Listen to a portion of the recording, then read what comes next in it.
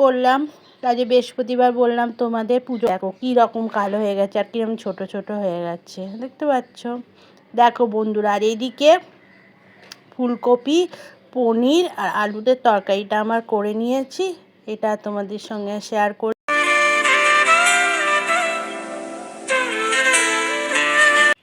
Good morning বন্ধুরা, তোমরা কেমন আছো? আশা করছি তোমরা ভালো আছো, আমিও ভালো আছি। আর একটা নতুন ভিডিও নিয়ে তোমাদের সঙ্গে চলে আসলাম। ঘুম থেকে উঠেছি অনেকক্ষণ, ছেলেমেয়েরা স্কুল চলে যাবে, এবার লাইভ শুরু করব। তার আগে একটু তোমাদের সঙ্গে কথা বলে নিচ্ছি, গুড মর্নিং বলে নিচ্ছি। অনেকদিন ভিডিও ছাড়া হয় না, ভিডিও দিতেও পারছি না, শরীরটাও ভালো নেই, শরীরটাও ভালো যাচ্ছে না। কদিন ধরে শরীরটাও খুব খারাপ যাচ্ছে, সন্ধ্যের পর থেকে শরীরটা খুবই খারাপ হয়ে যাচ্ছে। আমি ভিডিও এডিটিং ভিডিও করে রেখেছি, কিন্তু আমি ভয়েস দিয়ে এডিটিং করতে পারছি না, খুব সমস্যার মধ্যে আছি। দেখি আজকে একটা ভিডিও ছাড়বো বলে ঠিক করেছি। আজকে ভিডিওটা তোমাদের দেখো কেমন লাগে, ভালোই লাগবে, শুধু রান্নাবান্নার ভিডিওই করেছি। যাই হোক বন্ধুরা, যারা আমার কাছের বন্ধু বা দূরের বন্ধু, সবাইকে আমি অসংখ্য ধন্যবাদ জানাই আমার চ্যানেলটাকে সাপোর্ট করার জন্য।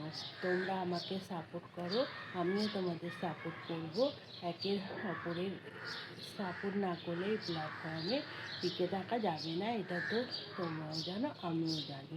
যাই বন্ধুরা, সকল বন্ধুকে জানাই আমার ভালোবাসা, শুভেচ্ছা জানিয়ে এখন থেকে আমি ভিডিওটা শুরু করছি।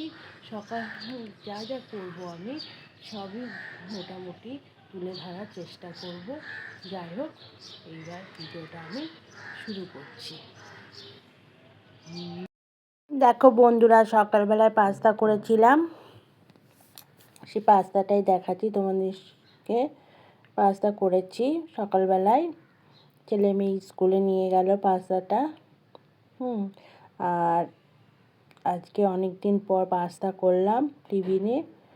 রুটি, সবজি, পরোটা এইসবই দেই মোটামুটি, কিন্তু পাস্তাটা অনেক দিন পরেই ওদের টিফিনে দেওয়া হলো। আর ওরা টিফিন নিয়ে পাস্তা নিয়ে রেডি হচ্ছে, মানে তৈরি হচ্ছে। আর আমি এইদিকে আমাদের দাদাভাইয়ের জন্যে, দেখো দাদাভাই তো পাস্তা খাবে না, সেই জন্যে জন্যে রুটি আর একটু তরকারি করছি। যেহেতু শীতের বেলা রুটি আর তরকারি খেয়ে অফিসে চলে যায়, এখন আর ভাত খায় না, পরে আবার তোমার ক্যান্টিনে ভাত খেয়ে নেয়।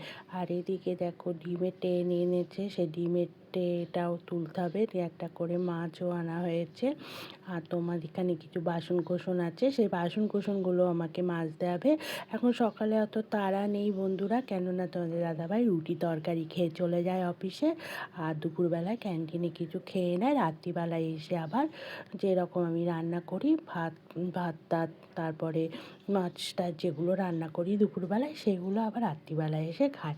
যাই হোক বন্ধুরা, টিফিন করার পরে ছাদে চলে আসলাম, অনেক দিন ছাদে আসিনি। আর ছাদে এখন ভালোই লাগে, রোদ্দুরটা গায়ে লাগলে খুবই ভালো লাগে। ছাদে এসে ফুলগুলো তুলে নিয়ে আসলাম, নিয়ে এসে আজকে যেহেতু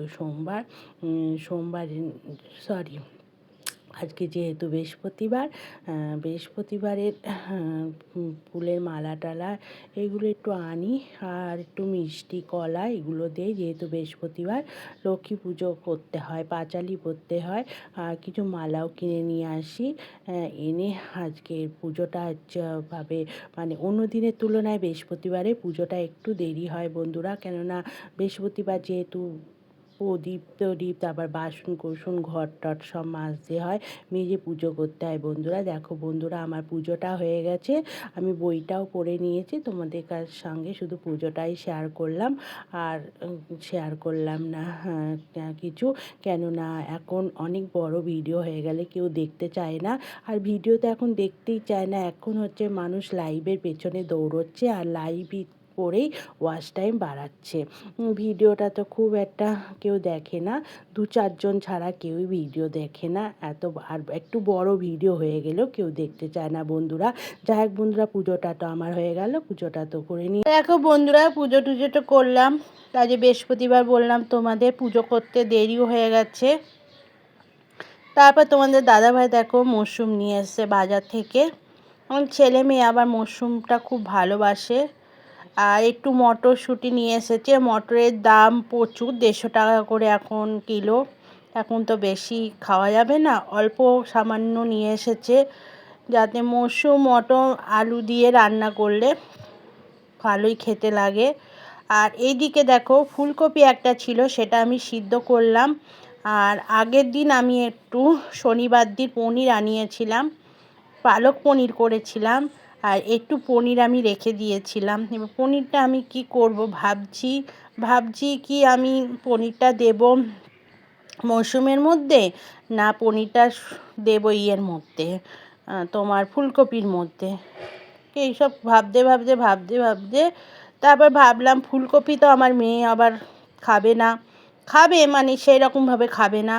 তাই আমি ভাবলাম তাহলে ফুলকপি পনির আর আলু দিয়ে তরকারি করি, আর মশরুমটা মটরশুঁটি আলু আর মশরুমের রান্না করি। এই হচ্ছে আজকে, যেহেতু বৃহস্পতিবার নিরামিষ, এই রান্না করলাম, মানে এই রান্নাটা করব।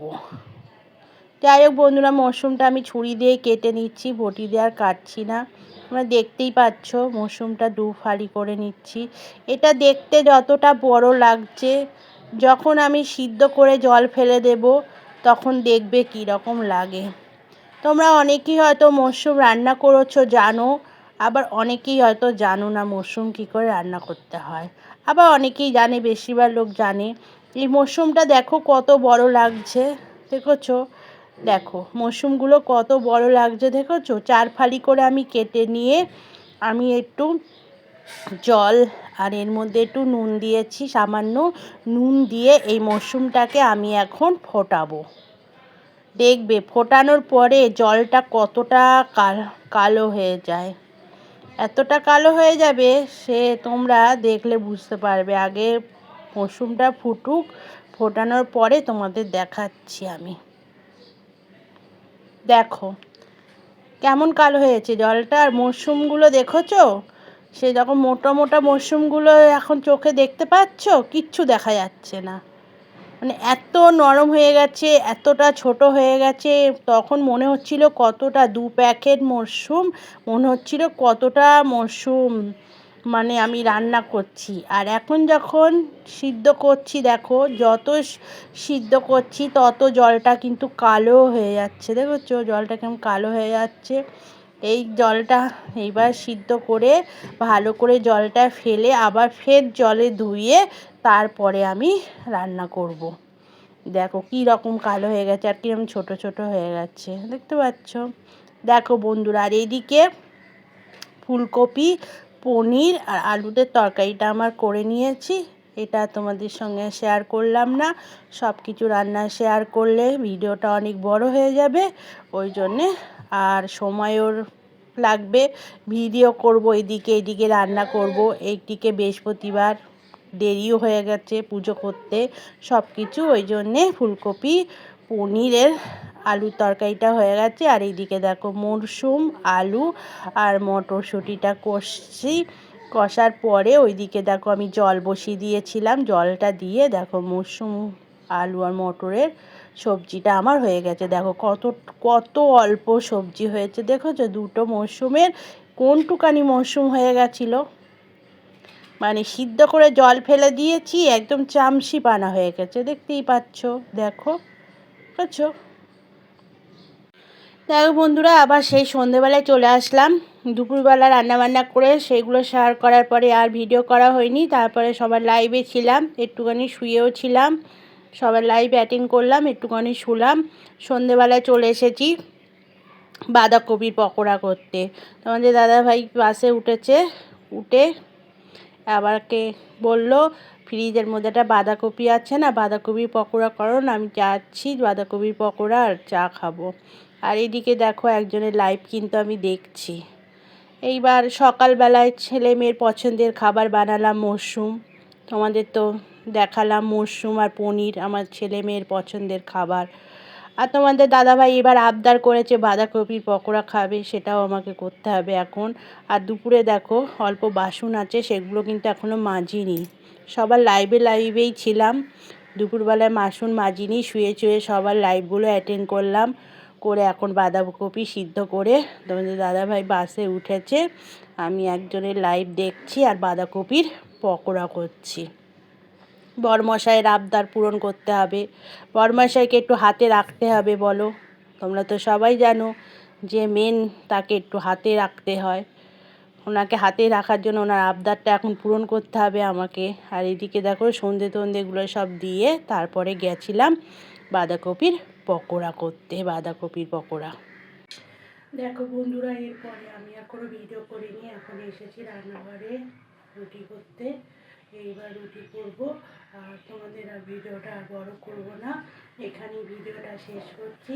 আবার একটা নতুন ভিডিও নিয়ে তোমাদের সঙ্গে চলে আসবো। এখনকার মতো টাটা, বাই বাই। সবাই ভালো থেকো, সুস্থ থেকো, সাবধানে থেকো। আর যদি আমার ভিডিওটা তোমাদের ভালো লেগে থাকে তাহলে লাইক একটা সাবস্ক্রাইবার করে পাশে থেকো। যারা নতুন বন্ধু তারা একটা সাবস্ক্রাইবার করে দিও, আর যারা পুরনো বন্ধু তাদেরকে অসংখ্য ধন্যবাদ জানিয়ে আমি ভিডিওটা এখানেই শেষ করছি। Tata, bye bye, good night.